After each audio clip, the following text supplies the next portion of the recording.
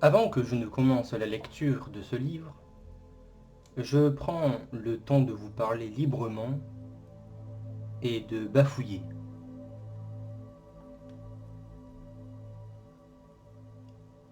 Je ne suis pas un enseignant tel que vous en définissez les critères. Accueillez-moi comme un lecteur, un simple lecteur.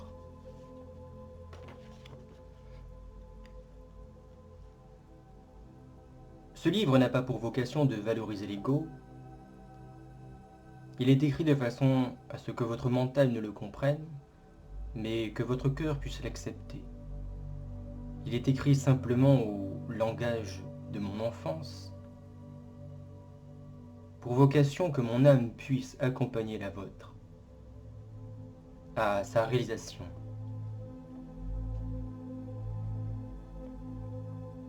À la suite de cette lecture, ou de la vôtre, bien que je préconise que la vôtre soit plus importante que la mienne, plus magique, la perception de votre réalité directe changera, puisque votre âme en est son essence. Vous l'avez donc compris, cela n'est pas pour votre individualité ni pour votre personnalité, bien que tous deux viendront à changer. Mais ceci est bien pour votre âme. Dans votre vécu ordinaire, votre âme prend soin de vous. Et elle vous fait vivre de nombreuses expériences. Mais en retour, posez-vous la question si vous prenez soin d'elle.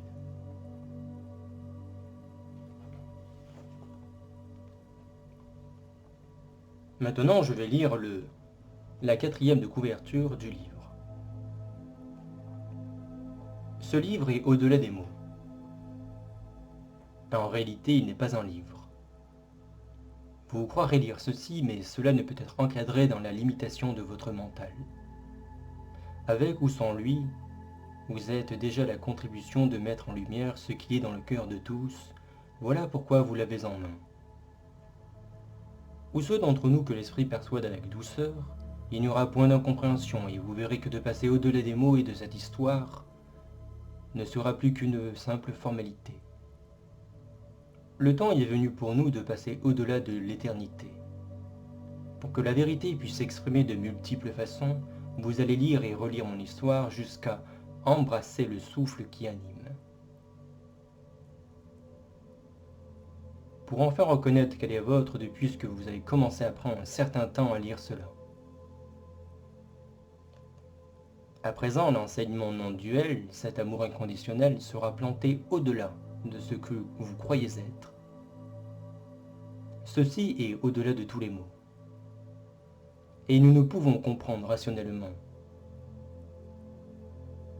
Un soir, celui qui ne porte pas de nom, que j'ai pris soin de nommer le sans nom, est venu me voir pour me dire qu'il avait entendu mon appel à connaître l'amour du Christ, et me remémorer ce pourquoi je suis mort 2 fois à la naissance. En réalité, il se passa bien plus qu'un simple dialogue comportant des mots et des idées, et pourtant j'utilise toujours et encore des mots pour m'exprimer auprès de vous.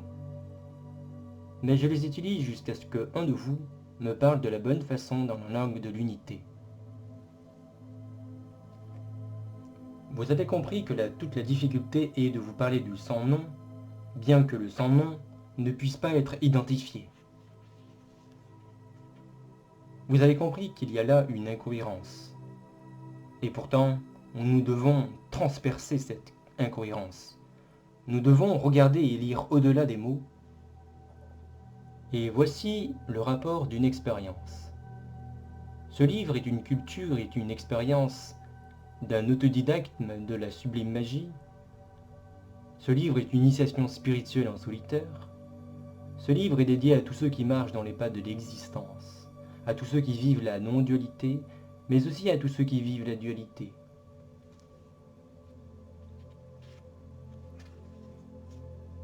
Chapitre 1, Introduction. Et régulièrement, en début, en milieu ou en fin de chapitre, il y aura des citations. Je prendrai le temps de nommer qui c'est qui donne la citation. Ainsi, il va y avoir des noms et des prénoms au cours de cette lecture. Voici la première. Celui qui prête attention, celui qui regarde avec tact, celui-là découvre son secret. Jonathan. Ces écrits sont l'œuvre de ma vie. Du moins de la vie que j'ai vécue jusqu'à aujourd'hui. Car après ces écrits, il fut d'autres écrits, qui aujourd'hui dépassent les 300 ou 500 pages, mais que je prendrai soin de distribuer, de donner au moment de ma mort, ou peut-être un peu avant. Car voici qu'ils sont beaucoup plus difficilement compréhensibles, et qu'ils demandent une certaine maturité, non pas dans la conscience de l'âme, mais la maturité dans l'acceptation et l'accueil de l'individualité et de la personnalité de chacun. Il m'a fallu beaucoup de temps pour lier quelques mots et phrases de mon enfance au paragraphe d'aujourd'hui. Plus jeune, je déposais des idées ici et là sur quelques bouts de papier qui se perdaient et s'oubliaient. Certaines de ces idées sont restées, et je les joindrai à celles d'aujourd'hui en retraçant mon parcours spirituel. Je vous invite à lire ce livre sans chercher à comprendre. Laissez-le vous imprégner petit à petit par son énergie. C'est en lisant sans chercher que vous trouverez, car ce n'est pas vous qui œuvrez, en vérité. Je me lis donc à vous par ce livre, mais sachez qu'il est plus simple de dire j'apprends à comprendre que de dire j'ai toujours su. Ensuite, je crois plus logique pour celui qui lira de se mettre à ma place et d'incarner mon personnage, en espérant qu'il se laissera peu à peu descendre dans les senteurs de son jardin intérieur. Mon conseil est le suivant. Si vous cherchez, vous ne trouverez pas. Si vous trouvez, c'est que vous saviez. Jonathan. En vérité, je vous dis de ne pas chercher l'éveil, de ne pas chercher d'autres concepts idéaux, ou idéalistes, peu importe la prononciation. Car tout ce qui incorpora dans ce livre, tout ce qui est de la nature divine, c'est de pouvoir non pas se comprendre, mais de rentrer en relation, car la relation est le but de l'existence. Ne désirez pas atteindre le sommet que vous estimez être le bonheur ou la paix. Ne cherchez pas à être un autre que vous, ici et maintenant. Laissez-vous guider par votre propre cœur, laissez agir en vous la vie. Entrez dans l'alliance de l'esprit qui est déjà en vous.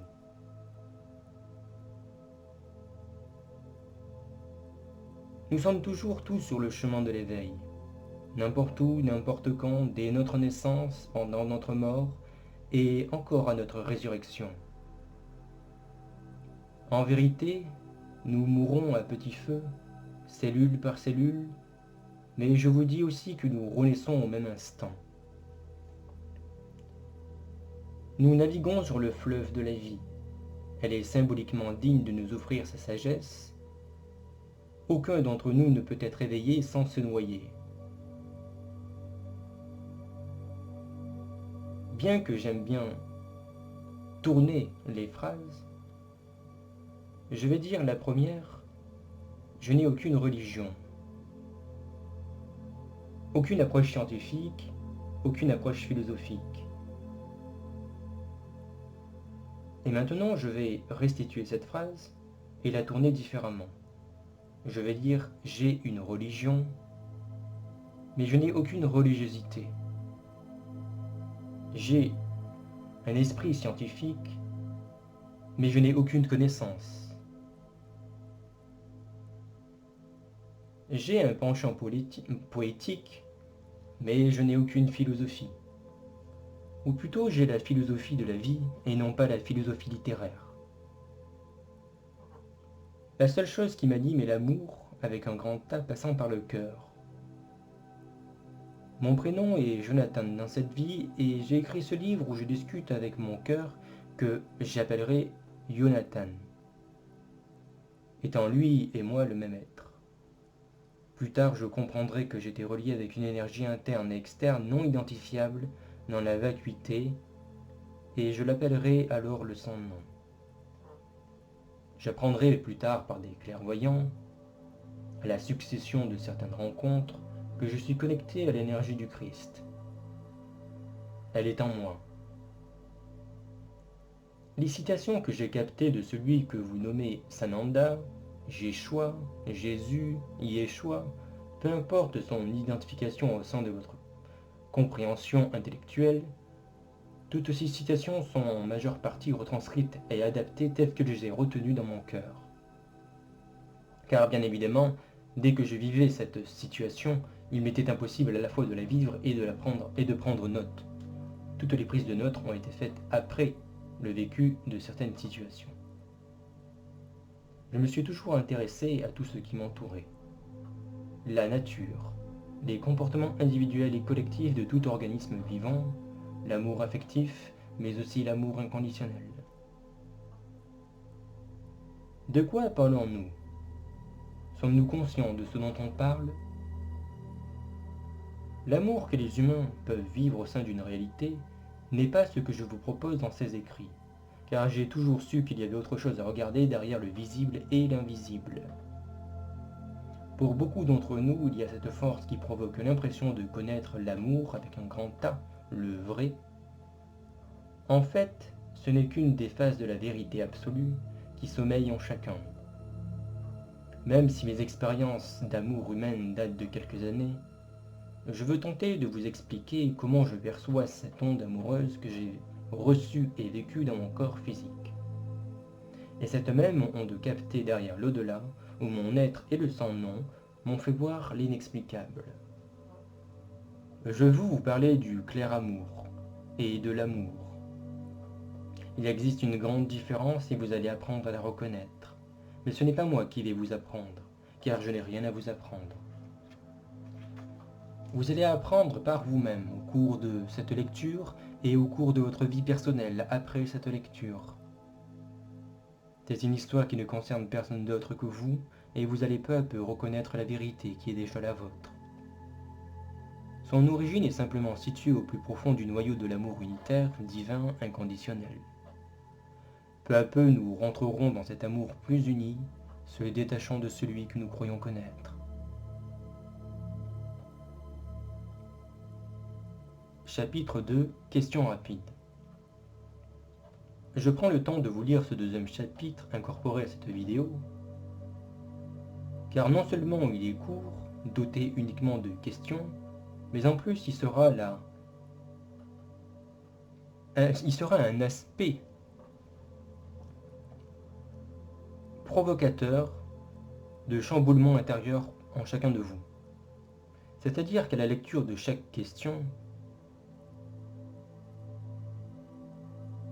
si vous le souhaitez, je vous demande de réfléchir aux réponses de chaque question par vous-même. Et si vous ne le souhaitez pas, la lecture de chaque question sera un éboulement en vous, où les questions viendront, où les réponses viendront par évidence. Et les évidences viendront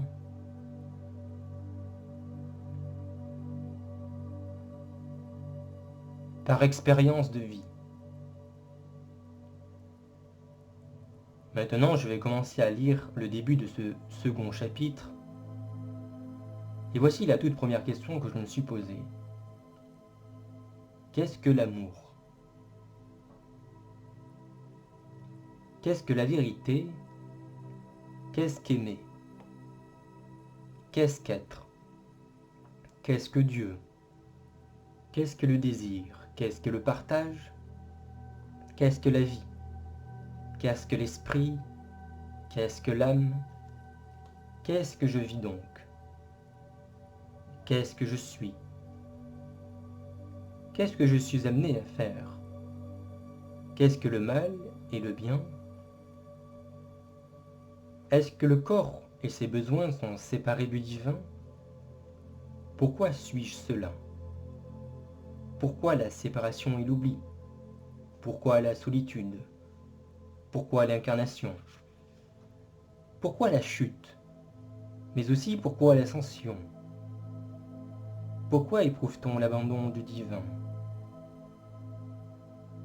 Pourquoi suis-je incompris de la plupart des humains? Pourquoi je me sens différent? Pourquoi tant de dualité dans le monde, dans les relations, dans les rencontres? Et à toi qui me fais noter toutes ces notes, pourquoi te révèles-tu à moi maintenant? Pourquoi? Les réponses seront apportées au cours de la lecture directement ou subtilement, mais en vérité il faut qu'il y ait le calme.